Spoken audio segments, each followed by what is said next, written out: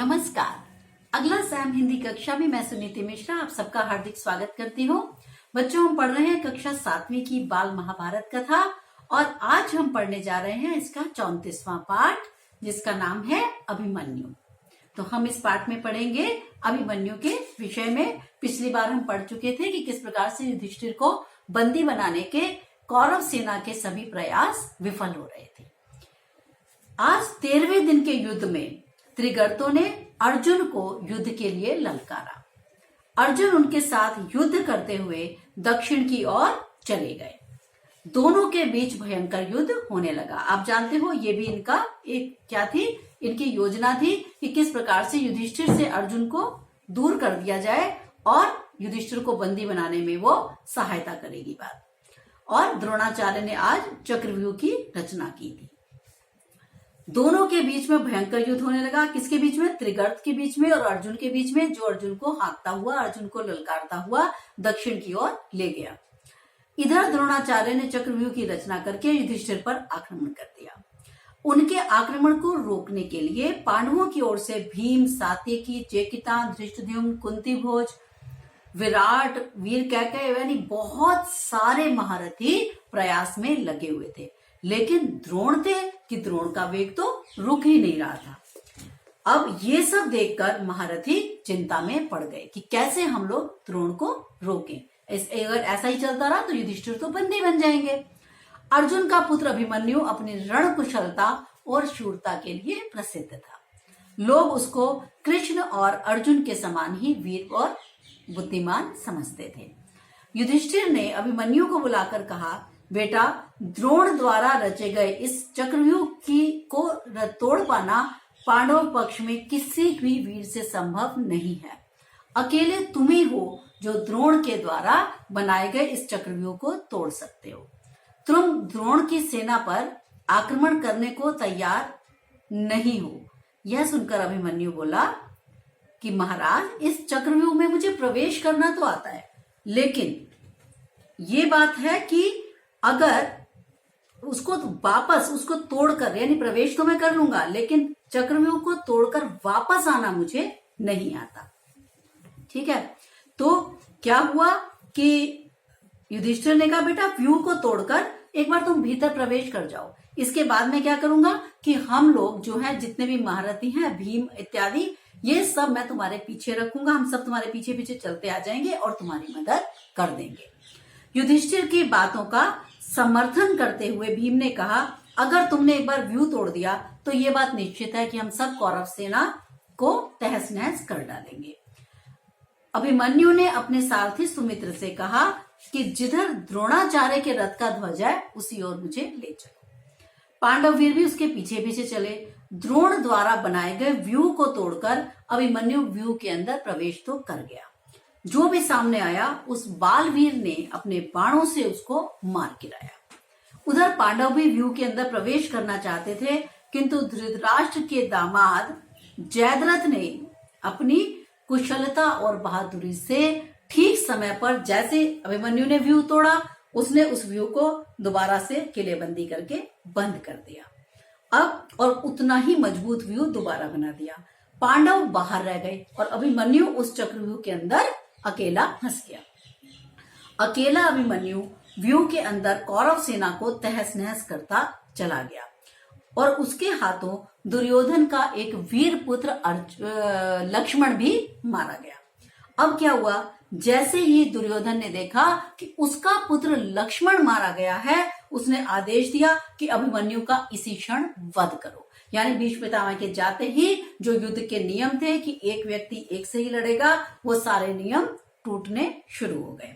तो अब जैसे ही दुर्योधन ने आदेश दिया कि मेरे पुत्र लक्ष्मण मारा गया है, इस वजह से अभिमन्यु का वध करो, द्रोण, अश्वत्थामा, कृतवर्मा, बृहद्दल और 6 महारथियों ने अभिमन्यु को तुरंत घेर लिया। कर्ण ने उसके घोड़े की रास काट डाली और पीछे से वार किया, जिससे अभिमन्यु के सारथी और घोड़े मारे गए। उसका धनुष कट गया और टूटे हुए रथ का पहिया वो हाथ में लेकर केवल रथ के पहिए को घुमाने लगा। तब तक सारी कौरव सेना उस पर टूट पड़ी। दुशासन का पुत्र गदा लेकर अभिमन्यु पर टूट पड़ा। दोनों में भयंकर युद्ध हुआ जिसमें अभिमन्यु मारा गया। यानी इतने सारे महारथियों ने इस बच्चे पर अकेले पर आक्रमण कर दिया और उसको छल से मार दिया। संशप्तकों का संहार करके अर्जुन और श्री कृष्ण शिविर की ओर लौट रहे थे। तभी अर्जुन ने श्री कृष्ण से कहा कि आज मेरा मन बहुत घबरा रहा है और इस प्रकार का भ्रम हो रहा है कि जैसे कुछ बुरा हुआ है। सब भाई कुशल से तो हैं। आज अभिमन्यु मेरा स्वागत करने जो उसके बाहर, जो हमारा शिविर है उसके बाहर दौड़कर क्यों नहीं आया। शिविर में पहुंचकर अभिमन्यु की मृत्यु की खबर सुनकर अर्जुन रोने लगे। श्री कृष्ण ने उन्हें समझाया। युधिष्ठिर ने घटनाक्रम सुनाते हुए अर्जुन को बताया कि जयद्रथ के कारण ही अभिमन्यु मारा गया है। यह सुनकर अर्जुन ने प्रण ले लिया कि कल सूर्यास्त से पहले दुर्योधन उसका जयद्रथ का मैं वध कर दूंगा। यह कहकर अर्जुन ने गांडीव पर जोर से टंकार की। अर्जुन की प्रतिज्ञा सुनकर जयद्रथ डर कर अपने देश चले जाना चाहता था, किंतु दुर्योधन ने उसे भरोसा देकर समझाकर कहा कि तुम्हें जाने की जरूरत नहीं है, मैं तुम्हारी सुरक्षा में ऐसे ऐसे महारथी लगा दूंगा कि तुम्हें कोई भी अर्जुन की से भयभीत होने की आवश्यकता नहीं है, तुम युद्ध भूमि छोड़कर मत जाओ। अगले दिन के युद्ध में जयद्रथ को युद्ध के मैदान से 12 मील की दूरी पर सेना और रक्षकों के साथ रखा गया। उसकी रक्षा में भूरिश्रवा, कर्ण, अश्वत्थामा, शल्य, वृषसेन बड़े बड़े महारथियों को उसकी सुरक्षा में खड़ा कर दिया गया। किसकी? जयद्रथ की। क्यों? क्योंकि जयद्रथ ही जिम्मेदार था अभिमन्यु की मृत्यु का। अर्जुन पहले भोजों की सेना पर टूट पड़ा, फिर कृतवर्मा, सुदक्षिण पर एक साथ हमला करके उनको परास्त करके वे श्रुतायुध पर टूट पड़े। दोनों में भीषण संग्राम हुआ और श्रुतायुध के घोड़े मारे गए। उसने गदा उठाकर श्री कृष्ण पर प्रहार किया। निशस्त्र और युद्ध में शरीक न होने वाले कृष्ण पर फेंकी गई गदा से स्वयं श्रुतायुध की मृत्यु हो गई। मतलब देखो, उसने छल किया कृष्ण के साथ, गदा फेंक कर मारी, वो उनसे टकराकर वापस उसी को लगी और श्रुतायुध की मृत्यु हो गई। काभोजराज अर्जुन के हाथों मारा गया। इस प्रकार से अर्जुन अपना गांडीव हाथ में लिए असंख्य वीरों का काम तमाम करते हुए आगे बढ़ते गए, जहां जयद्रथ अपनी सेना के साथ घिरा हुआ खड़ा था। जयद्रथ की रक्षा में लगे 8 महारथी अर्जुन का मुकाबला करने लगे। तो अभी हमने यहीं पर इस पाठ में इसको यहीं पे विराम देंगे। अब देखते हैं कि अर्जुन जयद्रथ का वध करने में सफल हुए अथवा नहीं। तो ये बात हम पढ़ेंगे अगले पाठ में। तो अभी हम करते हैं इस पाठ अभिमन्यु के शब्दार्थ, जिसमें है चुनौती, मुकाबला, संग्राम, युद्ध। धावा बोलना अर्थात चढ़ाई करना। समता का अर्थ है बराबरी।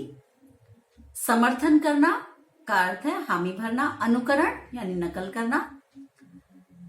भस्म कर देना, जलाकर राख कर देना। व्याकुल, बेचैन। आहत, घायल। निशंक, निश्चिंत। शरीक होना, भाग लेना। अभेद्य, जो भेदा न जा सके। तो ये था हमारे आज के शब्दार्थ। मैं आपको थोड़ा सा इसके प्रश्न बता दूं। 13वें दिन के युद्ध में अर्जुन किस दिशा में लड़ते हुए आगे चले? 13वें दिन के युद्ध में अर्जुन संशप्तकों से युद्ध करते हुए दक्षिण दिशा की ओर चले। चक्रव्यूह के संबंध में युधिष्ठिर ने अभिमन्यु से क्या कहा? चक्रव्यूह के संबंध में युधिष्ठिर ने अभिमन्यु से कहा कि बेटा, द्रोण के द्वारा रचे गए चक्रव्यूह को तुम्हारे अतिरिक्त और कोई योद्धा नहीं तोड़ सकता, और तुम अगर उस चक्रव्यूह को तोड़कर आगे बढ़ोगे तो बाकी शेष पांडव हम तुम्हारे पीछे पीछे रहेंगे और हम तुम्हारी रक्षा के लिए साथ साथ रहेंगे। अभिमन्यु ने चक्रव्यूह भेदने के संबंध में युधिष्ठिर से क्या बताया? उसने बताया कि मुझे प्रवेश करना तो आता है, पर यदि प्रवेश करने के बाद मुझ पर कोई संकट आ गया तो मुझे उसमें से, उस व्यू से बाहर निकलने का ज्ञान नहीं है। ये बात उन्होंने युधिष्ठिर को पहले ही बता दी थी। तो और पांडवों को चक्रव्यूह में प्रवेश करने से किसने रोका? पांडवों को चक्रव्यूह में प्रवेश करने से जयद्रथ ने रोका था। जयद्रथ कौन थे? मैंने आपको बताया ही है, वो धृतराष्ट्र के जो थे दामाद थे, यानी जो दुर्योधन है उसकी बहन के पति थे। ठीक है, तो ये था बच्चों हमारा आज का पाठ, वीर अभिमन्यु। अब हम मिलेंगे आपको अगले पाठ में, तब तक के लिए मुझे आज्ञा दीजिए। नमस्कार।